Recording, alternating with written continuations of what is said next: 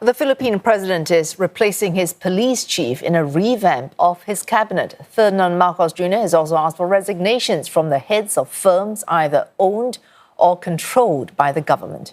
Police Major-General Nicolas Torre III will head the national police from next month.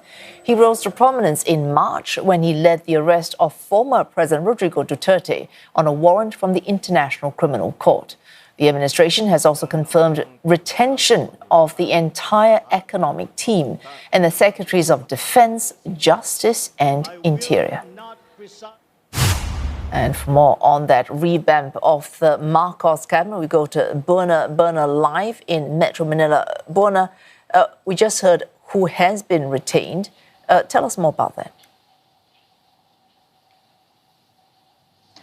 Among those retained in the cabinet of President Ferdinand Marcos Jr. are three key members of the security cluster. Now, that includes Defense Secretary Gilberto Teodoro Jr., who has been outspoken over what he calls China's malign influence operations in the infosphere, as well as two high-ranking brothers, Interior Secretary John Vic Remulla and Justice Secretary Boying Remulla.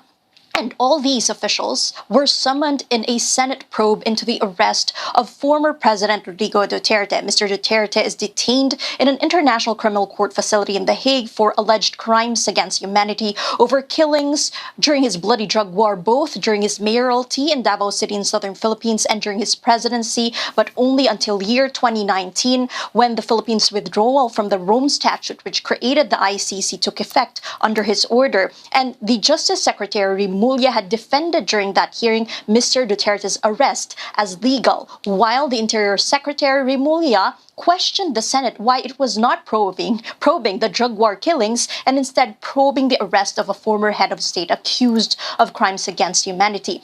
But the presidential palace, through Executive Secretary Lucas Bersamin, said that these selections were based on merit.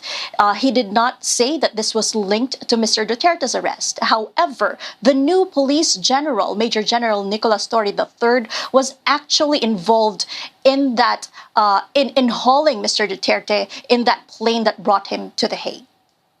All right, this is what you've just relates to the appointment of the police chief. But of course, there are others who have been detained, others who have not been retained, and others who have not been retained.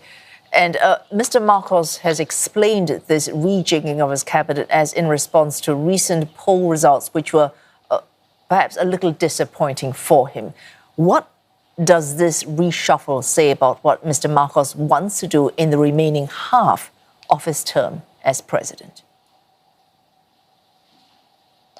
Mr. Teodoro, the retained defense chief, he harshly criticizes China, what he calls deceptive and tactics of China and harassment in the West Philippine Sea, how the Philippines calls its maritime zone in the South China Sea. But the incoming foreign minister, the new appointment, Maria Teresa Lazaro, was actually in charge of securing that provisional understanding with China when it comes to resupply missions of the Philippines to Second Thomas Shoal, where a grounded World War II ship serves as a Philippine military outpost. So you can see here a kind of balancing as well. I spoke with Dennis Coronacion, who is the chair of the Department of Political Science at the University of Santo Tomas, and he says that this reshuffle could actually be politically beneficial for President Marcos because he can be seen as a peacemaker, he can be seen as a consensus builder following a very divisive midterm elections.